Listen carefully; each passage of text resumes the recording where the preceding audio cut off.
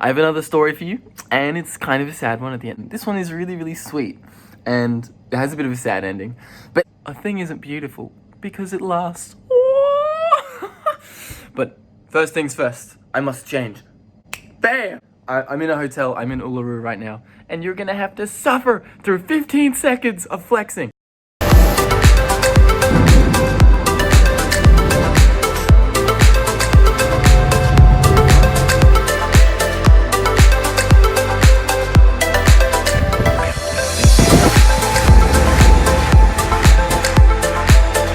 To the story, to why you clicked on this.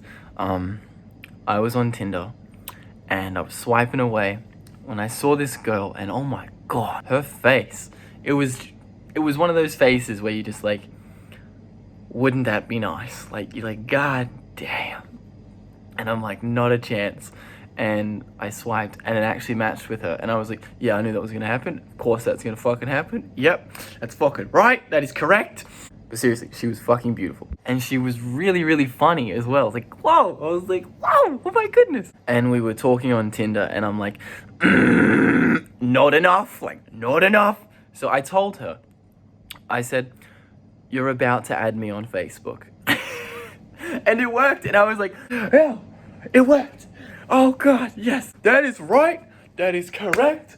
Yes, it is! If I get her on the phone, if she hears my voice, it's gonna go down, okay, guaranteed. I was so confident, like, yeah, I got this. So I said to her, are you ready for a surprise? And she's like, no. And I'm like, I think you can handle it. And she's like, don't do it. And I'm like, 3, 2, 1. And then I call her, and she answers, and I'm like, yes, oh god, yes. And we start talking for a bit, and what does this master pickup artist say to her on the phone that justifies all my confidence? One of the first things I said to her was, you're Asian. And she's like, I guess so. And I'm like, so have your parents ever cooked any of your pets?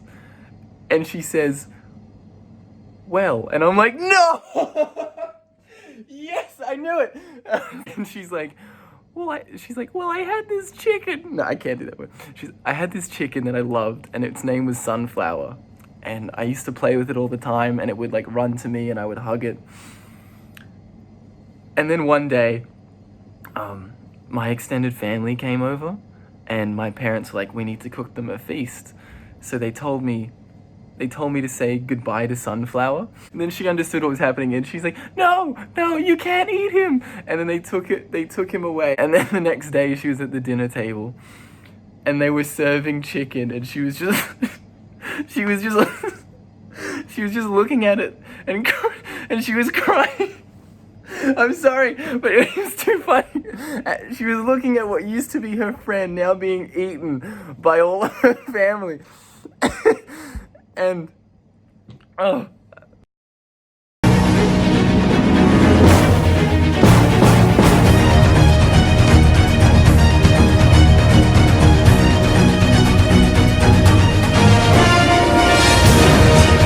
So we go on a date, we're at Broadway, and I say to her, Ella, guess what I ordered? And she's like, what? And I'm like, guess what I ordered? And she's like, oh no. And I'm like, I ordered the chicken.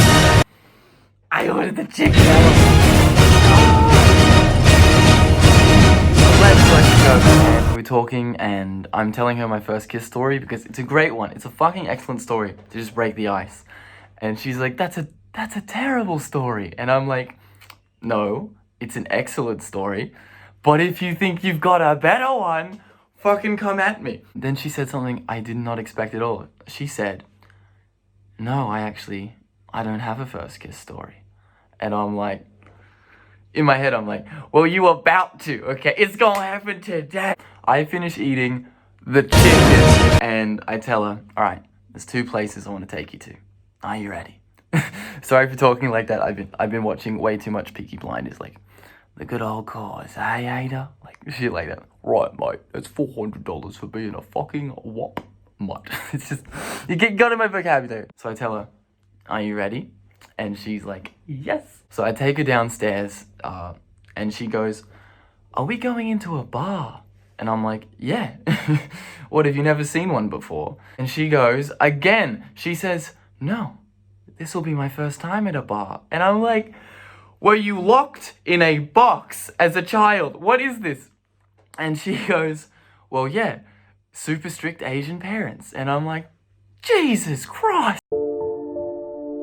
We're in the bar and we proceed to have the dumbest philosophical argument I've ever had. Like, I said something and then she's like, oh, it doesn't really matter because everything is temporary.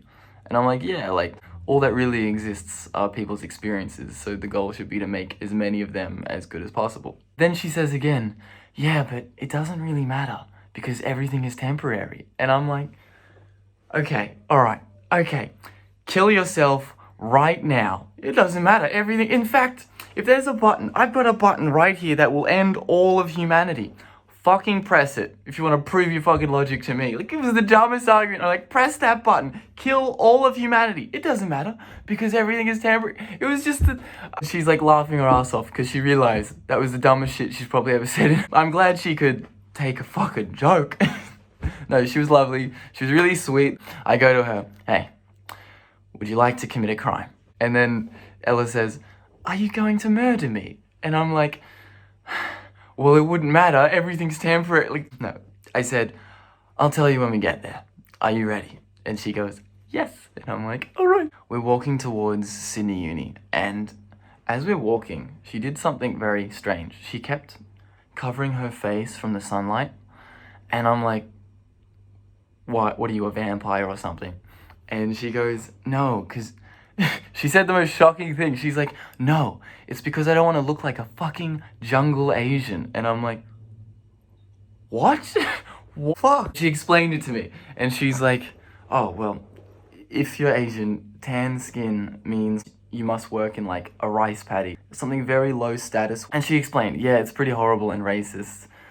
But the whiter your skin, the richer you are. And she's telling me that people like bleach their skin to look whiter, and I'm just like, oh, that's why all these Asian girls wear umbrellas at uni. Back to the story. We go to the Hogwarts building and we go to my secret place. It's just a lecture theater, and I got my hand on the door and I'm like, are you ready to commit a crime? And she's like, yes. And we go inside to this completely empty lecture theater, and I tell her, turn off the lights. And she goes, oh my God, you're actually going to murder me. And I'm like, yep. I go to the front of the room and I grab the microphone from the lecture theater. I turn it on and I go, I want to play a game. And she's like, what's the game? And I'm like, go to the front of the room and look away. Just don't look at me. And so I hid underneath the lecture chairs, and then I say into the microphone, okay, now try and find me. And it was basically a game of hot and cold, and she just kept walking around the room. And I'm just saying, damn, you look great from this angle. Love the dress. And she walked right past me, and she's still looking for me. She's like, I can't see you. And when she got close to me, I stopped talking. And then she was like, ah, I must be close. But here's the thing. She was standing right above me. I was looking right at her legs. And I said, your legs look great from this angle. And then she just leaned down and she's like, I got you. And I'm like, you got me. And then she's like, now it's your turn. And I'm like, okay. I go to the front of the room. She takes the microphone. She hides under a chair. And then she's like, okay, come find me. And she was very bad at this fucking game. She was very bad at hide and seek because her dress, I turned around, I could see her dress immediately. I'm like, this bitch wants me to find her. And she's like right underneath a lecture theater chair. I walk right on top of her chair and I'm just pretending like I can't see her. And I'm like, I bet you're over there. And she wasn't saying shit because she knew I'd hear you. And then I pretend to walk away from her and I just jump down and I'm like, boom, gotcha. And she literally was like, ah! So, we just started talking again in basically pitch black, and we sit on top of this table in the lecture theater, like the main one, and I fucked it up. I really fucked up because I sat like 2 meters away from her, and she starts telling, because like you can't like just be like, oh yes, you're too far away. And she started telling me this story about how one of her family friends' son died in a house fire. It got sad, and I'm like, all right, okay, now I gotta whip out a sad story too. Told one of my own, but during this 10-minute story I was telling her, every like sentence I would inch closer towards her, and it was so weird because I was telling her a sad story, and I'm like, oh, and then they died, and then this person died, and then this person. It was just so funny. If you had like a security camera footage and you sped it up, you'd be like, and it was just not that many people died. I get to her and she starts bumping her legs against mine, and I'm bumping my legs against hers. And then her fucking dad called her, and he's like, yo, you have to come home now. And I was just like, this is the most bullshit thing I've ever seen in my life. She gets off the table, and now my heart's beating fast because it's like do or die time. And she puts the microphone back, and she's about to leave the room when I go up to her and I'm like, there's one more thing I'd like to get to the bottom of. And she leans in and she's like, what? And I said, would you like to kiss me? And she goes, for the longest time, because she's super nervous. She'd never kissed anyone before, and she's like, yes. We lean in, and at the last second, she turned her cheek to the side, and I kissed her cheek. And I was like, whoa. So I say to her, I kiss her on the cheek. I said, oh, that's all right. Now let's try again. And I lean in, and we kiss on the lips this time. But her lips are completely sealed shut. And I'm being very gentle, and I'm like, you're doing great. I lean in again, and I just say, now open your mouth a little. And we do that, and her lips are relaxed, and I gently put my tongue in her mouth, and her tongue is just completely motionless, and I lean out again. I know this is like, no, this isn't gross at all. This is fucking nice. I was giving her a good experience. And I say again, now, copy what my tongue does. We lean in one more time, and now she's just moving her tongue around very slowly, and I'm like, and it was funny. It was fun, like feeling her learn and like figure out what to do. And she was getting really good, and her lips were really, really soft. Anyone getting uncomfortable now is a fucking coward. I'm looking at you, Bianca, you fucking virgin. And she was doing really well. And I just picked her up by the bum, and I like put her on the table. But my hands got like, they just got like crushed under her ass, like on the table. And I was like, oh shit, and I like pull them out. And I was like, fuck. Almost ruined the vibe. I was lying down, and she was lying on top of me. She felt great. She had like the smoothest and softest skin on her legs I've ever like touched. I was like, whoa, whoa. And then, guess who calls again? Her fucking dad called again. He felt a disturbance in the force, and he knew it was up. He calls her, and he's like, you really need to come home now. And she's like, I'm coming, Dad. And then she hangs up on him, and she gets up off the table. I'm like, oh, just one more thing. And she's like, I really need to go home now. And I'm like, of course. And we start doing it again, and we're on the table again, and I'm like, yeah, I knew this would happen. And we did that like twice. Eventually, we stop, and we walk out of the lecture theater, and she starts holding my hand, and I'm like, yo, yeah, that's what it's about. And I drop her off at the train station. She left, and I just started like, whoa, yes, wow, just started dancing at the train station in the sunset, walking home, listening to some gangster music or something. I'm like, yeah. So I went home, and I wanted to give her a present. So I made 6 memes of her. They should be up here now.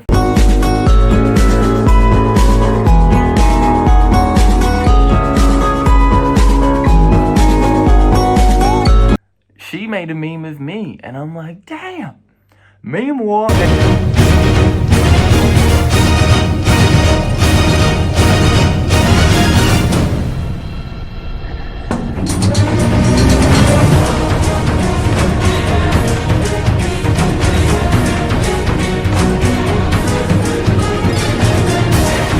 I just thought it was sweet. And right after she sent me one, I'm like, you know, Ella, I'm about to ask you out again right now. And she's like, yes, I'm in. Here's where a problem happened.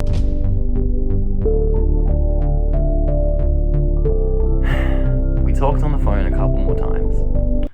And I was just so unbelievably bored. I was so bored. She was just talking and it was so slow. And I'm like, what the fuck happened? Like, why am I so... We had 40-minute conversations that just felt like 2 hours. And I was like, God.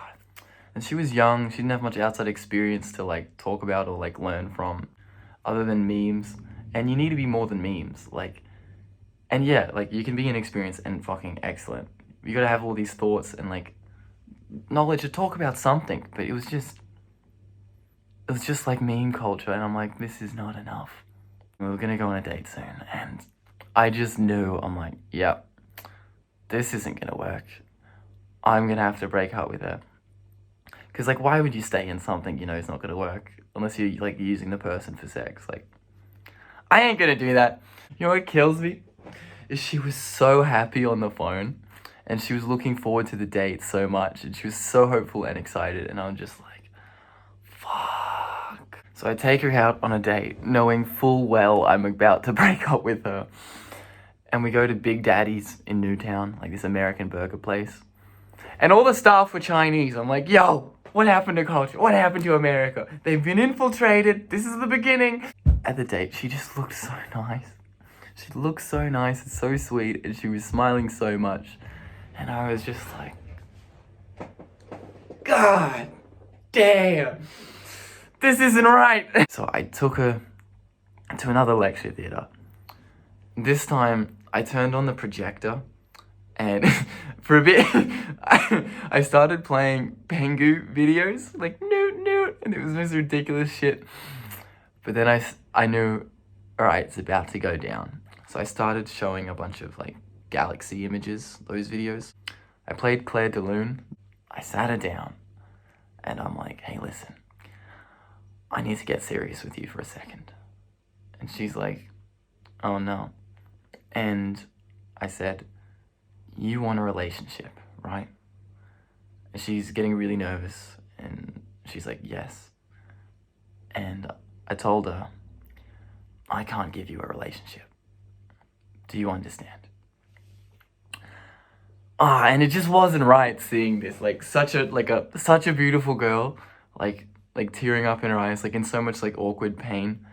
'Cause, you know, it's fine when ugly people are crying. That's where they belong. But hot people, it just ain't right. It just isn't right. And she's got like water pooling in her eyes. And she just said like, okay. And she just kept like nodding. Then it got nicer. Like we just talked about anime. For like, she liked anime. And we talked about that for like an hour. And just to get her more comfortable and everything was like normal again. And in this beautiful like lights, and she looks so sweet. I did something dumb. But I don't regret it. I was still attracted to her. And I said it again to her, would you like to kiss me? And she goes, do you just kiss people you're not in a relationship with? And I said something bad. No, I loved it. I love this. I'm not ashamed of this one. She's like, do you just kiss people you're not in a relationship with? And I said, when they're like you, yes. And did it work? Did it work? She says, I don't think so. And I'm like, fair, you know. Worth a shot. I walked her to the train station. We said goodbye. And then I made one last goodbye meme present, and it's up here. I loved it, and she said thank you. I said thank you for everything. And yeah, that was the end of that one. So that's why it's kind of sad. She was gorgeous. She was so gorgeous, and she was really sweet, but I was just bored.